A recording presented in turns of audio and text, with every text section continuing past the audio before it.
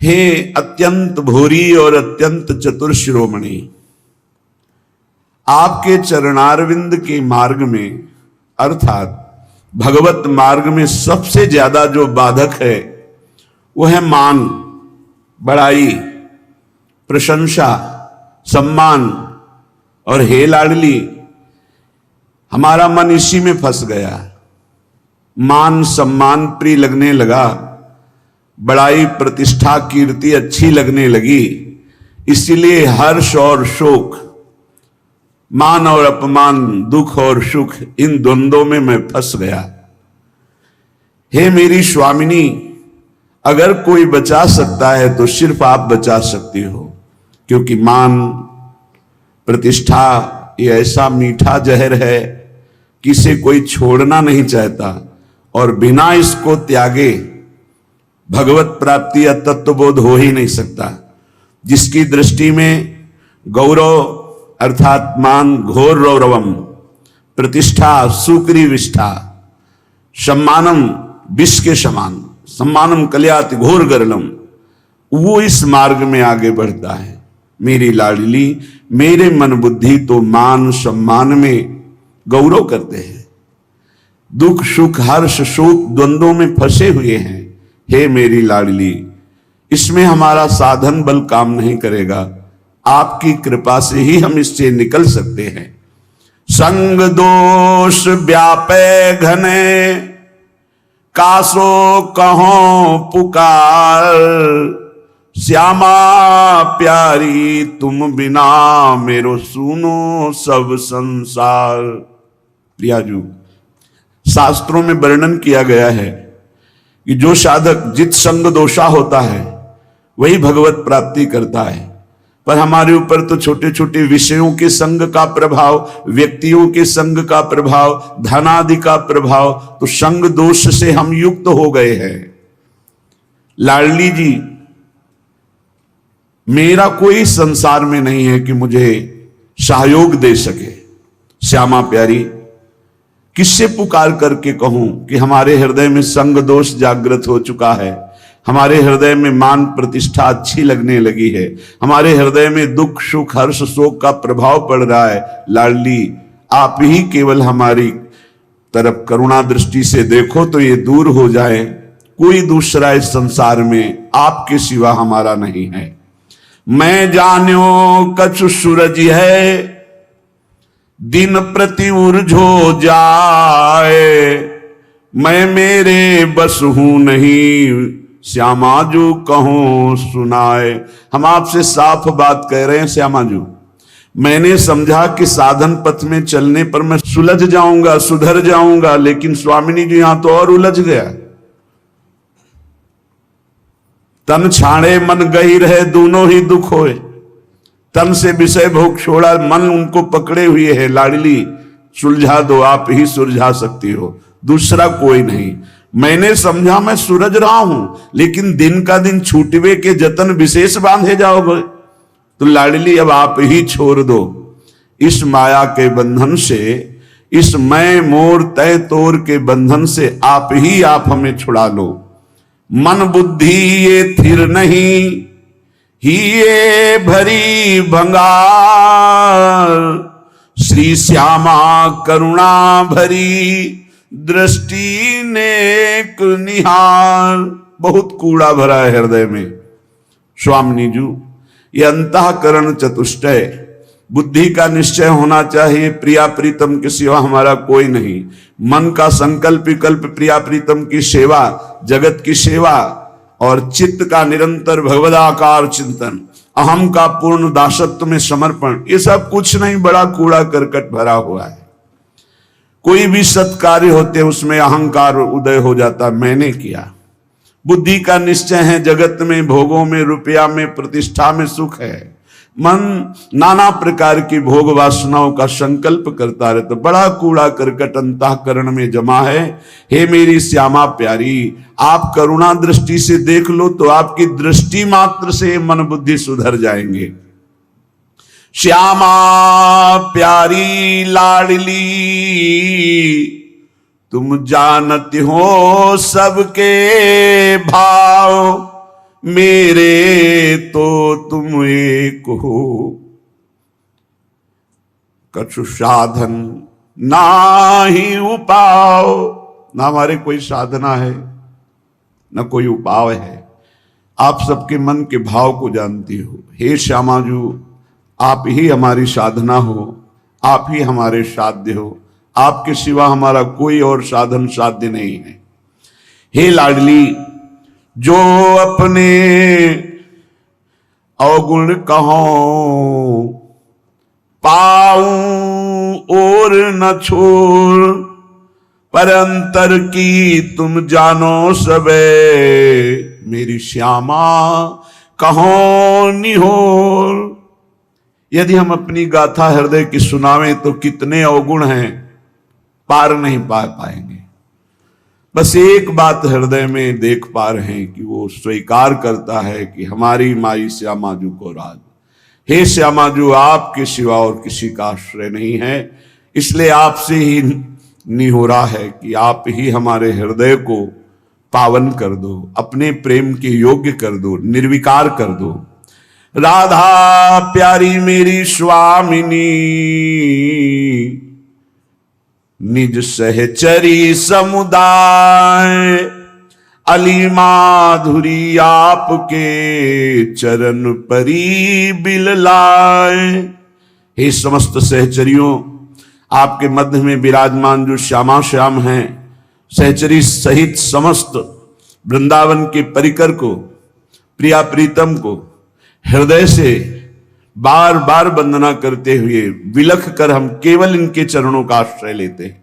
अब आप देख लो, आपको संभालना है। इसे निर्भरा भक्ति कहते हैं। पूर्ण रूप से अपने इष्ट के भरोसे में हो जाना। जब अपनी तरफ दृष्टि जाए तो अति दैन्य और दोष युक्त, और जब इष्ट की तरफ दृष्टि जाए तो अत्यंत गर्व और आनंद में। तो हम अपनी तरफ दृष्टि करके अपने इष्ट को बता रहे हैं कि हमारे में ये सब दोष है, हमारे में ऐसा कोई गुण नहीं कि हम आपको प्रसन्न कर पावे। इसलिए हे लाडली, हे लालजू, आप कृपा करो और अपने योग्य हमारे हृदय को बना लो, क्योंकि बनावटी प्रभु को पसंद नहीं। निर्मल जन मन सो मोहि पावा, मोहि कपट छल छिद्र न भावा। मुझे कोई कपट छल दोष विचार ये प्राप्त नहीं कर सकते हैं। मुझे प्राप्त कर सकता है निर्मल मन, और हमारा मन मलिन है। तो हम आपसे निवेदन करते हैं, हे प्रभु, आप अपने योग्य बना लीजिए इस मन को। मेरे में सामर्थ्य नहीं कि मैं आपके योग्य मन को बना करके आपकी प्राप्ति कर पाऊं। अगर हम करोड़ों कल्पों तक साधना करें तो भी आपके योग्य नहीं बन पाएंगे। और अगर आप पल पाओ, पल के चौथाई हिस्से में चाहें तो मेरा मन आपके योग्य हो सकता है। इसलिए हम पूर्ण रूप से अजात पक्षायु मातरम खगा, जैसे बिना पंख निकला हुआ चिड़िया का बच्चा कुछ नहीं कर सकता, केवल मां की बाट जो होता है, बस ऐसे हे मेरी श्यामाजू, हमारे में कोई साधन नहीं, बस आपकी कृपा की बाट जो रहा हूं। इसे पूर्ण आत्मसमर्पण, निर्भर शरणागति भक्ति कहते हैं। और ये अमोघ है। जिसके हृदय में ऐसा समर्पण हो गया हमारे माई श्यामाजू को राज, तो हरि ही श्यामाजू हैं, श्यामाजू ही हरि हैं। केवल स्वभाव और महिमा का रसास्वादन कराने के लिए प्रभु अपने प्रेम स्वभाव और अपनी प्रेम महिमा का रसास्वादन कराने के लिए ही हरि राधा किशोरी के रूप में विराजमान है। और प्रेम का कैसे रसास्वादन किया जाता है, कितनी दैन्यता, तो राधा किशोरी ही हरि के रूप में विराजमान है। हरि ही राधा किशोरी है, राधा किशोरी ही हरि है, किंचन मात्र इनमें भेद नहीं है। देखो यद्यप सकल लोक चूड़ामणि, यद्यपि हरि अनंत ब्रह्मांडों के स्वामी, पर दीनपन को मानत, दैन्य होकर कैसे प्रेम का रसास्वादन करते हैं। तो प्रेम का रसास्वादन कैसे किया जाता है, हरि रूप। और प्रेम का प्रभाव और प्रेम का स्वभाव श्री राधा किशोरी रूप। हमारा हो भाग्य, पता नहीं कौन सा अवगुण देख के रीझ गए प्रभु। गुण तो है ही नहीं कि ऐसी महामहिम महामाधुर्य रस करुणा समुद्र श्री लाडली जी के चरणों की शरणागति मिली, और हमें ये गर्व से कहने का साहस हुआ, हम श्री जी के हैं, हम लाडली जी के हैं। ये अनन्यता हृदय में आ गई तो सर्वस्व की प्राप्ति हो जाएगी। देख लेना, मेरे प्रभु अनन्यता देखते हैं, और जितने दिव्य सद्गुण प्रभु को रिझाने की वृत्तियां, वो सब इसी अनन्यता से जागृत हो जाती हैं। जब हम शरीर के अनन्य होते हैं तो सारे दोष जागृत हो जाते हैं, और जब हम प्रियालाल के अनन्य होते हैं तो सारी दैवी संपदा जागृत हो जाती है। इसमें साधन बल नहीं, इसमें अनन्यता, इसमें प्रियता, इसमें ममता, और वो ममता, प्रियता, अनन्यता धाम प्रदान करता है। जब हम धाम के आश्रित होते हैं तो रजरानी की कृपा और रसिकों की कृपा मिलती है। जो श्री जी के अनन्य हैं, उन्हीं की कृपा से हमारे हृदय में यत्किंचित अनन्यता जागृत होती है। अनन्यता ही साधना की परम सिद्धि है, अनन्यता ही परमार्थ की वो सुदृढ़ भूमि है जिसपे दिव्य लीलाओं का रसास्वादन होता है। अनन्यता ही जीवन मुक्तता है, अन्य ही जीवन बंधन है। वो धन्य है जो अपने इष्ट के गुरुदेव के अनन्य हो गए, जिनके हृदय में ऐसी दृढ़ता आ गई कि बने तो रघुबर ते बने, बिगड़े तो भरपूर, तुलसी औरन ते बने, ता बनबे पे धूर। ये अनन्यता, हमारे इष्ट हमें जैसे रखे हम राजी हैं, हम राजी हैं जिसमें हमारे इष्ट राजी हैं। इष्ट जैसा जैसा विधान करते, चाहे वो दुखद हो चाहे सुखद हो, हम कभी कोई प्रश्न उनसे नहीं करेंगे और हम प्रसन्न रहेंगे उनके विधान को मानकर। ये अनन्य भक्त की हृदय की स्थिति होती है। अब निज धर्म आपनो कहत, तहां नित्य वृंदावन रहत, बहत प्रेम सागर जहां। बोले प्रणय माधुरी की रसधारा यहां प्रवाहित होती है। जैसे समुद्र के तट पर रहने वाले को शंका बनी रहती है, कभी भी ज्वार भाटा आए और तटस्थ भूमि को तोड़ करके वो डुबो दे, ऐसे ही वृंदावन में है। ये बहता हुआ प्रेम समुद्र है, बहता हुआ, इसकी तरंगे हैं, इसकी लहर है, इसकी धारा है। यहां की लताएं, खगमृग, पशु पंछी, यहां के रसिक महात्मा, ये जब बाढ़ आएगी, किसी भी रसिक महापुरुष का सानिध्य मिला और उसकी करुणा बरस गई तो प्रेम में डूब ही जाओगे। यहां पक्का प्रेम में डूब जाओगे, अंतिम क्षण तक डूब जाओगे। अगर अभी कुछ नहीं बन पा रहा और आप धाम के आमरण व्रतधारी हैं कि मेरा शरीर छूटे तो वृंदावन में छूटे, तो अंतिम समय तक किसी न किसी सखी की नजर पड़ेगी और आपको प्रियालाल के प्रेम में डुबो देगी, क्योंकि करुणा का मूर्तिमान स्वरूप सहचर्या है। इसलिए धाम प्रेम धाम कहा गया है। यहां प्रेम समुद्र बहता हुआ है, यद्यपि समुद्र स्थिर होता है, पर यहां कह रहे बहुत प्रेम सागर जहां, क्योंकि प्रेम स्थिर नहीं है, प्रतिक्षण वर्धमानम है, बढ़ता ही रहता है। प्रेम जैसे चंद्र कला बढ़ता है, पर चंद्रमा में पूर्णिमा होती, प्रेम में कभी पूर्णिमा नहीं होती, सदैव बढ़ता रहता है, नवम नवम नवम प्रतिक्षण वर्धमानम। इसलिए बहता हुआ प्रेम समुद्र वृंदावन धाम है, और इसकी तरंगे हैं यहाँ की लता, रजरानी, खगमृग, पशु पंछी और यहाँ के रसिक जन। किसी की भी कृपा हो जाए, यहाँ के एक पक्षी की कृपा हो जाए तो आप प्रेम में डूब जाएंगे। यहाँ एक लता की कृपा हो जाए, यहाँ किसी रसिक की कृपा हो जाए, तो जो प्रेम बड़ी बड़ी साधनाओं से भी सुलभ नहीं है, अत्यंत दुर्लभ, वो प्रेम प्रकाशित हो जाए। प्रेम मेरी प्रियाजू, मेरे लालजू, और उनका चिंतन करते हुए अश्रु प्रवाह कर हृदय में ऐसी पीड़ा हो रही, हाय कब मिलेंगे जो मेरे हैं, अनंत जन्मों से बिछड़े, दरस बिन दुखन लागे नैन, भारी विकलता, अनंत जन्मों के पाप संस्कार भस्म हो गए, कर्म बंधन छिन्न भिन्न हो गए, और वो भगवत स्वरूप होकर प्रियालाल की दिव्य लीला में प्रवेश पा गया। ये प्रणय रस धारा है श्रीधाम वृंदावन, और बहुत करुणा करके दुरंत मोह का नाश करने वाली श्री यमुना जी इस श्रृंगार रस धारा मानो द्रवित होकर प्रवाहित हो रही हूं। बहुत करुणा है यमुना रस रानी की, जिस पर यमुना जी प्रसन्न होती हैं, दुरंत मोह का नाश करके इसी जन्म में राधा वल्लभ लाल की उत्तम प्रेम लक्षणा भक्ति और सहचरी भाव प्रदान कर देती। यही व राधिका पते पदाब्ज भक्ति मुत्तमा मवाप्यशा ध्रुवम भवेत परत्र तत्प्रियानुगा। आप मलिन दृष्टि मत रखें यमुना जी में कि ये गिर रहा है वो गिर नहीं।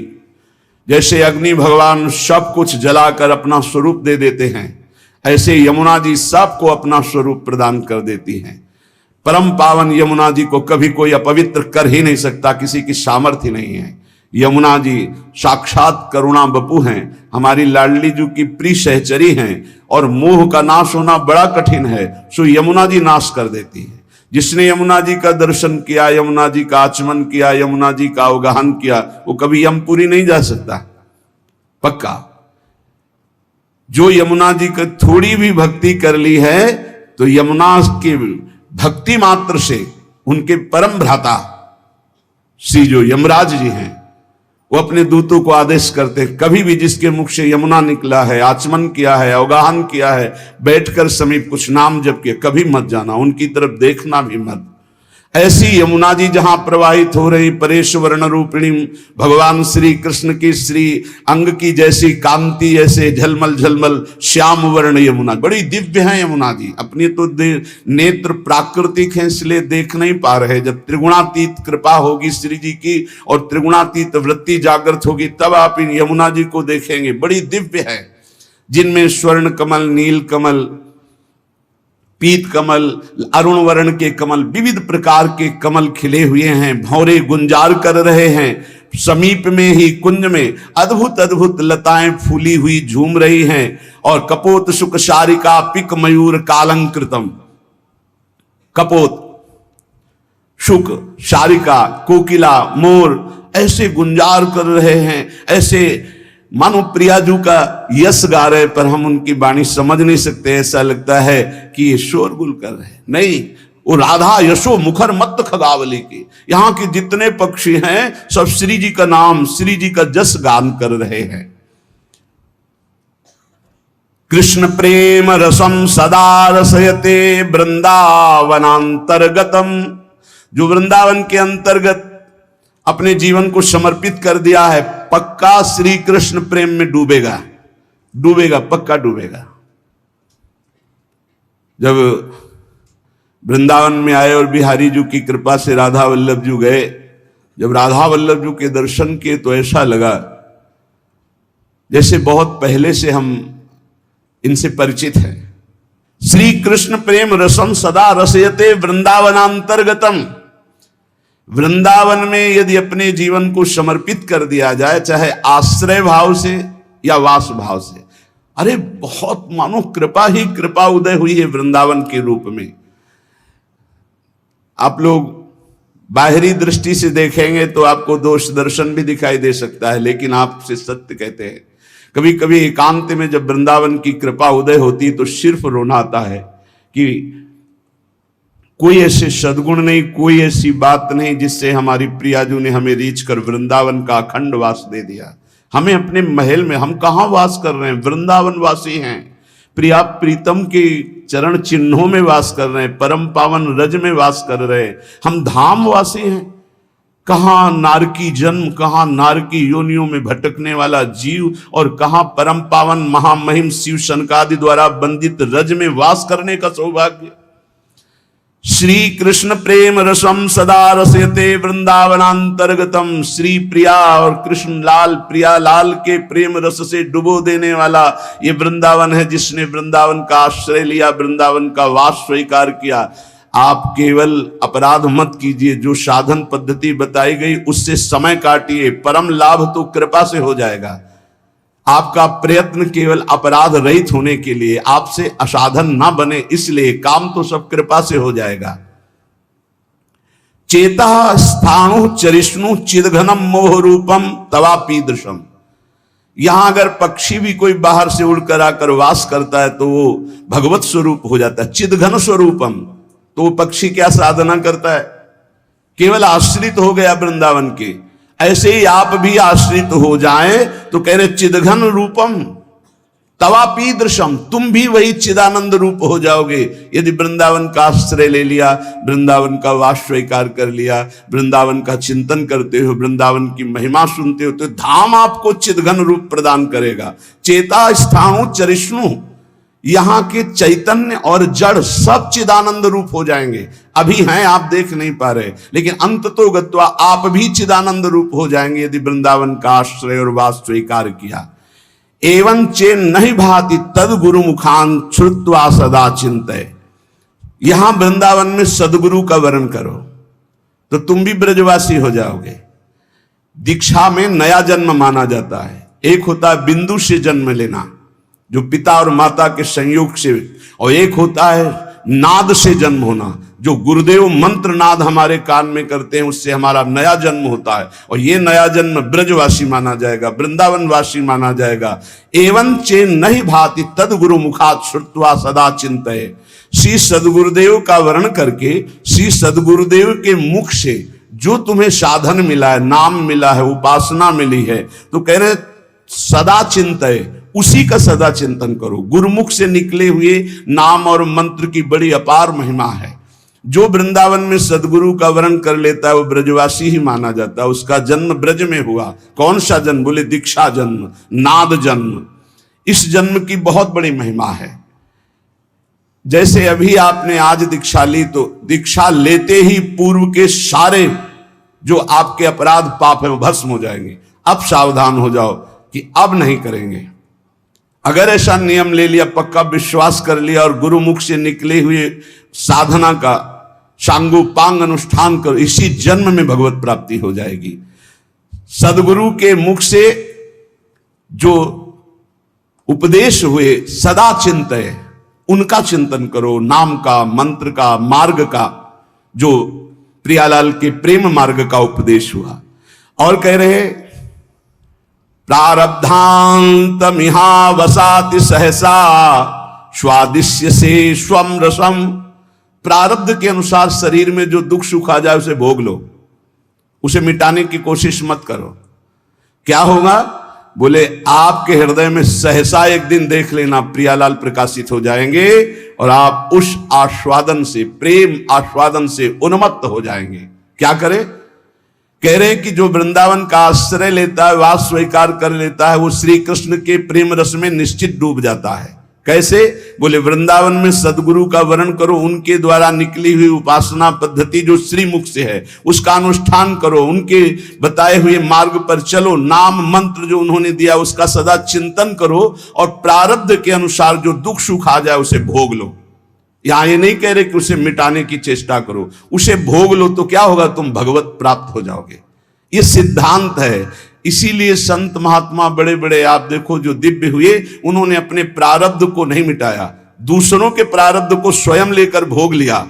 अपने प्रारब्ध को तो भोगा ही, औरों के भी प्रारब्ध को भोग लिया कि ये भजन करने में कमजोर हैं, प्रारब्ध आएगा इनको छीण कर देगा, चलो तुम आगे बढ़ो, हमें तो कोई फर्क नहीं पड़ता। प्रारब्ध को अपने ऊपर ले लिया।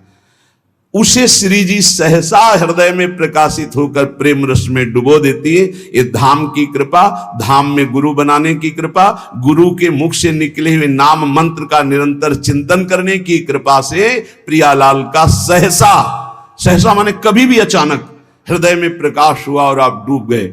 वो जब आप समर्पण हो, आपका पूर्णता होता है, तब ये स्थिति आती है। अचानक खड़े हैं या बैठे हैं या क्रियारत है, एकदम वृत्ति गोल, एकदम वृत्ति समाहित हो गई, एकदम डूब गई। क्या कहना है, क्या करना है, कुछ सुधी नहीं। मात्र एक सामने प्रियालाल, उनकी दिव्य माधुरी, दिव्य लीला, सच्ची मानिए निहाल हो जाओगे। बस एक जीवन का खेल है, जितना तुम्हारा जीवन बचा है उसे प्रियालाल के चरणों में समर्पित कर दे।